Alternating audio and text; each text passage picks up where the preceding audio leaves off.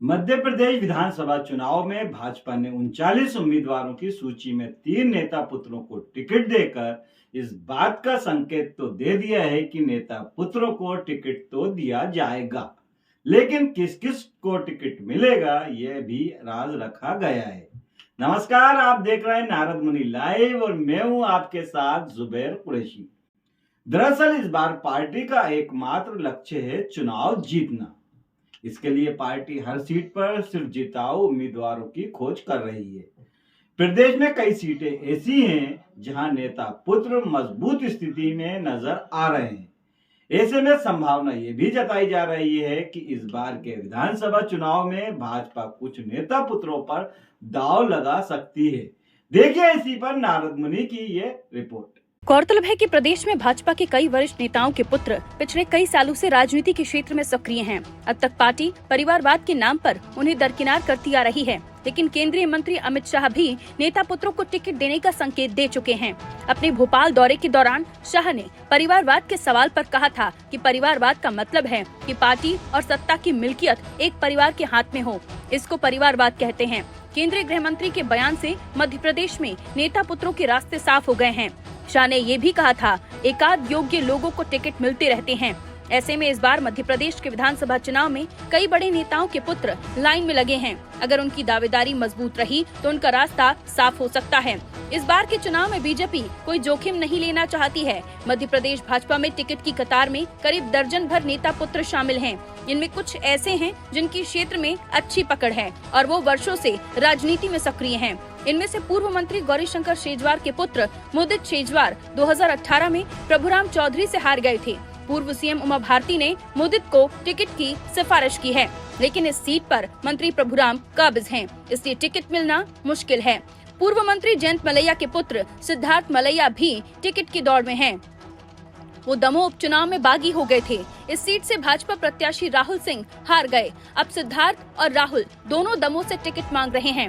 मंत्री गौरीशंकर बिसेन की पुत्री मौसम बिसेन दावेदार बनी हुई हैं। गौरीशंकर ने मांग की है कि पुत्री को टिकट दें, लेकिन पार्टी गौरीशंकर को ज्यादा मजबूत प्रत्याशी मानती है, इसलिए अब मंत्री बनाया और टिकट भी गौरीशंकर को देने की मंशा है। उधर मंत्री गोपाल भार्गव के पुत्र अभिषेक भार्गव भी टिकट की दौड़ में हैं। उधर गोपाल भार्गव खुद ऐलान कर चुके हैं कि उनके गुरुजी 3 बार और चुनाव लड़ने की बात कह चुके हैं, इसलिए पुत्र अभिषेक के टिकट की उम्मीदें फिलहाल कम हो गई हैं। केंद्रीय मंत्री नरेंद्र सिंह तोमर के पुत्र देवेंद्र प्रताप सिंह दिमनी और ग्वालियर शहर सीट पर दावेदार के रूप में चर्चा में रहते हैं, लेकिन खुद पिता नरेंद्र सिंह के टिकट देने वालों में होने से इस बार टिकट मिलना मुश्किल है। वरिष्ठ नेता प्रभात झा के पुत्र तुष्मुल झा लंबे समय से टिकट मांग रहे हैं। प्रभात झा लंबे समय से हाशिए पर रहे हैं। सिंधिया के भाजपा में आने के बाद समीकरण बदले, पार्टी झा को साध रही है। मंत्री नरोत्तम मिश्रा के पुत्र सुकर्ण मिश्रा नरोत्तम की सीट सहित आसपास की सीटों पर सक्रिय हैं। नरोत्तम के खुद चुनाव लड़ने के कारण इनकी टिकट की उम्मीद कम है। पूर्व सांसद नंद कुमार सिंह के पुत्र हर्षवर्धन सिंह की पिता के निधन के बाद लोकसभा चुनाव में दावेदारी थी, पर टिकट नहीं मिला। अब विधानसभा में उम्मीद लगाए हैं, लेकिन पूर्व मंत्री अर्चना चिटनिस से समीकरण नहीं बैठते। पूर्व लोकसभा स्पीकर सुमित्रा महाजन के पुत्र मंदार महाजन 2013 से ही टिकट के लिए दावेदारी कर रहे हैं। इस बार भी कोशिश है, पर स्थानीय समीकरणों में वजनदारी नहीं है। कोई भी सीट खाली नहीं रह पाई है। देखिए, बीजेपी हमेशा से ही परिवारवाद को लेकर झूठे आरोप कांग्रेस पर लगाती रही है और हमेशा कोसती रही है, लेकिन अब आप देखिएगा पहली ही सूची में इनके 3 नेता पुत्रों को इन्होंने टिकट घोषित किए। आने वाले समय में आप देखिएगा कि ये ससुरालवाद, दामादवाद और भी कौन कौन से वाद इनके नज़र आते हैं, ये हमें देखने को मिलेगा।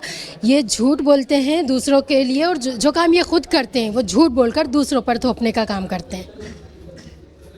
2018 के विधानसभा चुनाव में नेता पुत्रों को टिकट पार्टी ने नहीं दिए थे। अगर जिन जगहों पर दिए थे वहां उनके परिवार के दूसरे सदस्यों को सीट छोड़नी पड़ी थी। इसका सबसे बड़ा उदाहरण कैलाश विजयवर्गीय हैं। कैलाश विजयवर्गीय चुनाव नहीं लड़े तो उनके बेटे को टिकट मिला था। इस बार शाह के बयान के बाद कुछ नेता पुत्रों के लिए संभावना बनती नजर आ रही है। भाजपा में जिताऊ चेहरे का फार्मूला लागू हो गया है, फिर भी नेता पुत्रों की उम्मीदें डावाडोल है।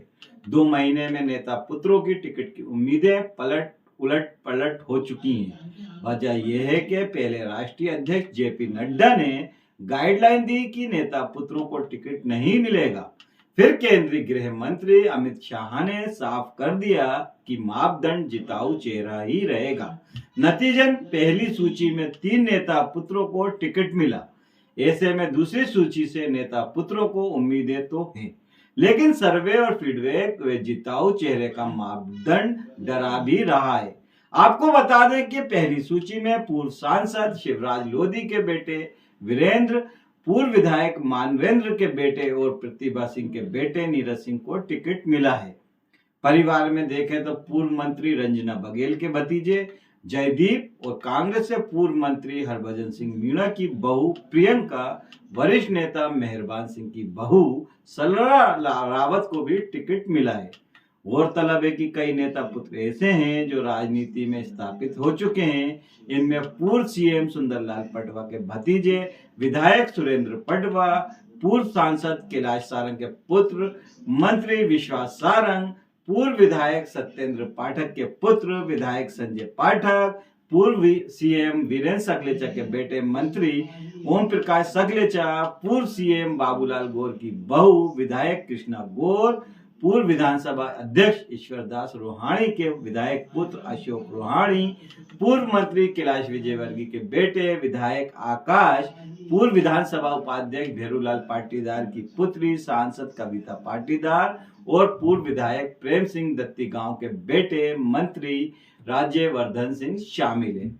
बहरहाल दोस्तों, हमेशा परिवारवाद का विरोध करने वाली भाजपा जो नेता पुत्रों और उनके परिवार और रिश्तेदारों को टिकट देकर क्या परिवारवाद को बढ़ावा नहीं दे रही, इस पर आपकी क्या राय है हमें कमेंट करके जरूर बताएं और चैनल को सब्सक्राइब करना ना भूलें।